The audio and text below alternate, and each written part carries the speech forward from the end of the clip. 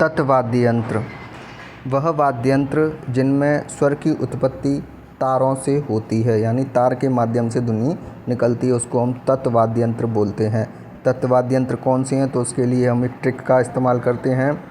एक बार सुंदर तोते ने रावण जी की दुकान चेक की तो सारा पंगा कम हुआ। एक बार सुंदर तोते ने रावण जी की दुकान चेक की तो सारा पंगा कम हुआ। एक बार सुंदर तोते ने रावण जी की दुकान चेक की तो सारा पंगा कम हुआ। यह क्या है? तत्वाद्य यंत्र हैं। कैसे हैं अब जानते हैं, आइए। एक से हो गया एक तारा, दो तारा और चौतारा। बार में से हो गया रवार, रवाव। क्या है? रवाव। इसके अलावा एक वाद्य यंत्र और हो जाएगा इसमें, रवाज, रवाब या रवाज दोनों हो गए। इसके अलावा सुंदर का हो गया सुरिंदा, सुरिंदा। तोते ने से कुछ भी नहीं है, रावण से रावण हत्था, जी से जंतर, जी से क्या हो गया? जंतर। और हो गया जी फॉर गुजरी, जंतर और गुजरी दोनों हो गए तत्वाद्य यंत्र। की से हो गया क्रिया, क्रिया। और दुकान से हो गया दुकाको। कौन सा वाद्य यंत्र है? दुकाको, दुकाको। चेक से हो गया चे से चिंकारा, चिकारा, चिंकारा नहीं होता है, चिकारा होता है, चिकारा, चिकारा वाद्य यंत्र। की से कुछ भी नहीं, तो से कुछ भी नहीं, सारा में से सारंगी और सुरमंडल, ये दोनों हो गए। पंगा से हो गया बपंग, अपंग, भपंग अपंग दोनों अलग अलग हैं। भपंग वाद्य यंत्र एक अलग है और अपंग वाद्य यंत्र एक अलग है, लेकिन ये दोनों ही वाद्य यंत्र कैसे हैं? तत्वाद्य यंत्र हैं, तार से बजाए जाते हैं। कम हुआ में कम से हो गया कामायच। तो यह वाद्य यंत्र हो गए कौन से? तत्वाद्य यंत्र। कौन क्या क्या है? एक बार सुंदर तोते ने रावण जी की दुकान चेक की तो सारा पंगा कम हुआ। इसके अलावा और भी तत्वाद्य यंत्र होते हैं, उनमें है मोहन वीणा, जो वर्तमान में सर्वाधिक प्रसिद्ध है।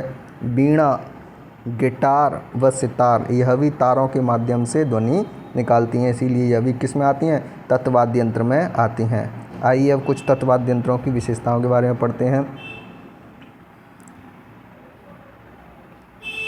कौन से वाद्य यंत्र में कितने तार होते हैं, इसके लिए हम इस सारणी का सहारा लेंगे। एक तारा में एक तार होता है, दो तारा में दो तार होते हैं, चौतारा में चार तार होते हैं। यह तो शब्दों से ही, उसके नाम से ही क्लियर हो गया। लेकिन वीणा में कितने वाद्य तार होते हैं? तो 5 या 6, कभी कभी 5 भी मिलते हैं, कभी कभी 6 भी मिलते हैं, तो निश्चित नहीं है। वीणा में कितने हैं? 5 या 6 होते हैं।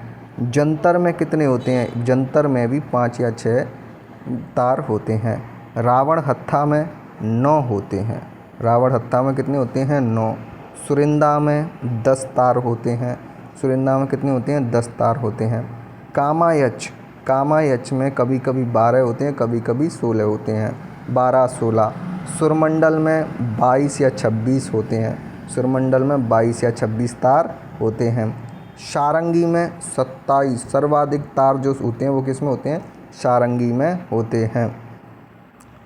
तो ये चीज़ आपने तारों के बारे में समझ ली। सबसे कम एक तारा में 1, दो तारा में 2, चौतारा में 4, वीणा में 5-6, जंतर में 5-6, रावण हत्था में 9, सुरिंदा में 10, कामायच में 12 से 16, सुरमंडल में 22 से 26, सारंगी में 27, यानी सर्वाधिक सारंगी में तारों की संख्या होती है। अब पढ़ते हैं एक तारा।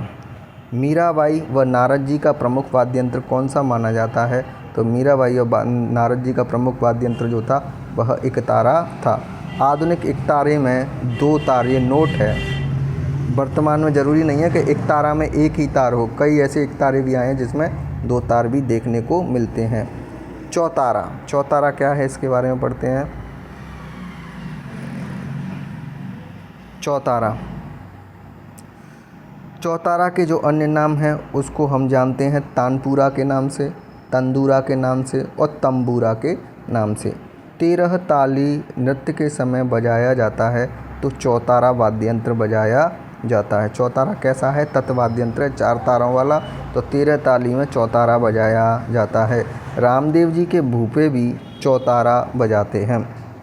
13 ताली नृत्य और रामदेव जी के भोपे कौन से वाद्य यंत्र का इस्तेमाल करते हैं? तो चौतारा वाद्य यंत्र का इस्तेमाल करते हैं। अगला है जंतर वाद्य यंत्र। जंतर में 5 या 6 तारों की संख्या होती है। अभी हमने पढ़ा देवनारायण जी की फण, जहाँ पर थोड़ा सा ध्यान देने की ज़रूरत है, इसको एक मिनट।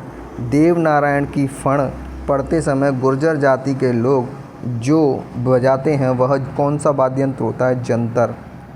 जंतर। लोक देवता केवल देवनारायण की फण में ही जंतर का उपयोग किया जाता है। बाकी के जितने भी लोक देवताओं की फण पढ़ी जाती है उसमें हमेशा रावण हत्या वाद्य यंत्र का प्रयोग किया जाता है। तो यह हमें याद रखनी है कि देवनारायण जी की फण पढ़ते समय गुर्जर जाति के जो लोग हैं वह कौन सा वाद्य यंत्र बजाते हैं? जंतर। बाकी के जितने भी लोक देवताओं की फण पढ़ते हैं तो उसमें रावण हत्या का प्रयोग किया जाता है। वीणा का प्रारंभिक रूप माना जाता है जंतर। जंतर किसका प्रारंभिक रूप है? तो वीणा का प्रारंभिक रूप माना जाता है। वीणा का प्रारंभिक रूप जंतर। जंतर लोकप्रिय हुआ है कहाँ का है? तो अजमेर, भीलवाड़ा, टोंक, इन तीनों ज़िलों का जो जंतर है वह प्रसिद्ध माना जाता है। यह कैसे बनता है? एक लकड़ी के ऊपर 2 तुम्बे, यानी एक यहाँ पर तुम्बा और एक यहाँ पर तुम्बा बनाकर जंतर वाद्य यंत्र का क्या किया जाता है? निर्माण किया जाता है। अगला वाद्य यंत्र आता है रावण हत्था। रावण हत्था राजस्थान का प्रसिद्ध है। रावण हत्था में तारों की संख्या 9 होती है। वायलिन का प्रारंभिक रूप माना जाता है। जंतर काय का प्रारंभिक रूप था वीणा का, लेकिन रावण हत्था काय का है? वायलिन। वायलिन सितार बोलते हैं उसको, ठीक है, उसका प्रारंभिक रूप माना जाता है। रावण हत्था को बजाने के लिए प्रयोग में लाया जाता है गज। गज के माध्यम से जो होता है ना, इसमें एक तार लगा रहता है ऐसा, इसको क्या बोलते हैं? गज बोलते हैं। गज का तार जो है वह रावण हत्था के गज का तार जो है वो घोड़े के पूंछ की बाल से बनाया जाता है, जिसे पुखावज बोलते हैं। पुखावज क्या है? रावण हत्था की गज का जो तार होता है उसको हम क्या बोलते हैं? पुखावज बोलते हैं। रावण हत्था का छोटा रूप गुजरी कहलाता है। रावण हत्था छोटा भी आता है, उसको गुजरी बोलते हैं, जिसमें कितने तार होते हैं? 5, जबकि रावण हत्था में कितने होते थे? 9। ठीक है, तो रावण हत्था का छोटा रूप गुजरी। क्या है? गुजरी। गुजरी क्या है? रावण हत्था का छोटा रूप माना जाता है। रावण हत्थे में अधकटे नारियल का प्रयोग होता है।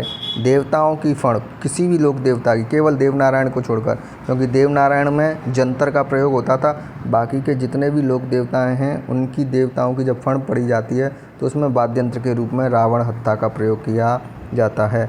रावण हत्था राजस्थान का सबसे लोकप्रिय वाद्य यंत्र है, जबकि सुदीस लोकप्रिय वाद्य यंत्र में शहनाई थी।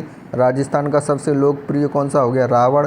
तत्वाद्य यंत्र में भी यह सबसे लोकप्रिय माना जाता है। अगला आता है सुरिंदा। सुरिंदा में तारों की संख्या 10 होती है। सुरिंदा में तारों की संख्या कितनी होती है? 10। यह रोहिड़ा, सुरिंदा कैसे बनता है? रोहिड़ा की लकड़ी से बनाया जाता है। सुरिंदा वाद्य यंत्र बजाया जाता है पश्चिमी राजस्थान की कौन सी जाति? लंगा जाति के द्वारा। लंगा जाति के द्वारा सुरीड़ा वाद्य यंत्र बजाया जाता है। सुरीड़ा वाद्य यंत्र कौन बजाता है? पश्चिमी राजस्थान की एक जनजाति है लंगा, जो संगीत प्रेमी जाति है। सुरिंदा को बजाने के लिए सुरिंदा को बजाने के लिए उपयोग में लाया जाने वाला गज क्या कहलाता है? मोरा कहलाता है। क्या कहलाता है? मोरा। जबकि उसका क्या कहलाता था? रावण हत्था का, उसको बोलते थे पखावज। ठीक है, इसका बोलते हैं मोरा। सुरमंडल। सुरमंडल में तारों की संख्या 22 से लेकर 26 होती है। सुरमंडल के जो अन्य नाम बोलते हैं वह मृत कोकिला। मृत कोकिला क्यों? सुरमंडल से जो ध्वनि निकलती है वह इतनी सुंदर होती है, इतनी मनमोहक होती है, जैसे मरी हुई कोयल, मरने से पहले जो कोयल बोलती है उतना मधुर होती है, उसके समान। श्री कोकिला और वीणा कोकिला। मृत कोकिला, श्री कोकिला और वीणा कोकिला यह किसके पर्यायवाची हैं? तो यह सुरमंडल के पर्यायवाची हैं। भपंग। भपंग क्या होता है? डमरू नुमा आकृति में निर्मित वाद्य यंत्र होता है तारों वाला, इसको क्या बोलते हैं? भपंग बोलते हैं। भपंग का निर्माण तुम्बे से होता है। निर्माण कैसे होता है? तुम्बे से होता है। बपंग लोकप्रिय है तो मेवात का कौन सा वाद्य यंत्र प्रसिद्ध है? तो बपंग है। कौन बजाता है? मेवात में मेव जाति बजाएगी। बपंग के जो प्रसिद्ध कलाकार हैं वह है उमर फारूकी मेवाती व जहूर खान मेवाती। जहूर खान मेवाती भपंग के अंतर्राष्ट्रीय कलाकार माने जाते हैं। अगला जो वाद्य यंत्र है वह है सारंगी। सारंगी में तारों की संख्या 27 सर्वाधिक तारों वाला वाद्य यंत्र कौन सा है? सारंगी। सारंगी मूल रूप से कहाँ का वाद्य यंत्र है? तो यह ईरान का मूल रूप से वाद्य यंत्र है। सारंगी के तारों का निर्माण किया जाता है बकरे की आंत से। ये और भी खतरनाक है। बकरे की आंत से किसका प्रयोग किया जाता है? तो सारंगी के जो तार बनाए जाते हैं उसका उपयोग उनको कैसे बनाया जाता है? तो बकरे की आंतों से किया जाता है। तत्वाद्य यंत्रों में सर्वश्रेष्ठ। 3 सवाल हो गए। सुरीस वाद्यों में सर्वश्रेष्ठ शहनाई। राजस्थान में सबसे ज़्यादा लोकप्रिय वाद्य यंत्र रावण हत्था। और तत्वाद्य यंत्रों में सर्वश्रेष्ठ कौन सा है? तो वह है सारंगी। 3 प्रश्न अलग अलग हैं, तीनों को चाहे तो एक जगह नोट कर लेंगे। ठीक है। राजस्थान में सर्वाधिक लोकप्रिय सारंगी कौन सी है? तो कई सारंगी होती हैं, लेकिन राजस्थान में जो सबसे लोकप्रिय सारंगी है वह है सिंधी सारंगी। कौन सी सारंगी? सिंधी सारंगी राजस्थान की सबसे लोकप्रिय सारंगी मानी जाती है। आकार में सबसे छोटी सारंगी कहाँ की होती है? तो गुजरात की सबसे छोटी सारंगी होती है। गुजराती सारंगी सबसे आकार में छोटी होती है। राजस्थान में सारंगी प्रसिद्ध है तो पश्चिमी राजस्थान में सबसे ज़्यादा सारंगी प्रसिद्ध होती है। पूर्वी राजस्थान में जो सारंगी बजाई जाती है उसको हम क्या बोलते हैं? तो उसको हम जोगिया सारंगी बोलते हैं। जोगिया सारंगी कहाँ बजती है? पूर्वी राजस्थान में। जबकि सारंगी प्रसिद्ध कहाँ का है? पश्चिमी राजस्थान का। तो जोगिया सारंगी पूर्वी राजस्थान में बजाई जाती है, जो जोगी जाति के लोगों के द्वारा बजाई जाती है। पश्चिमी राजस्थान की कौन सी जनजाति सारंगी बजाती है? तो लंगा और मारडियार ये दोनों ही जो पश्चिमी राजस्थान की राजधानी है वह संगीत प्रेमी हैं। तो लंगा व मारडियार सारंगी बजाने में माहिर मानी जाती हैं। सारंगी के प्रसिद्ध कलाकार लाखा खान, जिन्हें पद्मश्री दिया गया था 2021 में। सारंगी के प्रसिद्ध कलाकार लाखा खान। सारंगी का सुल्तान कहा जाता है सुल्तान खान को।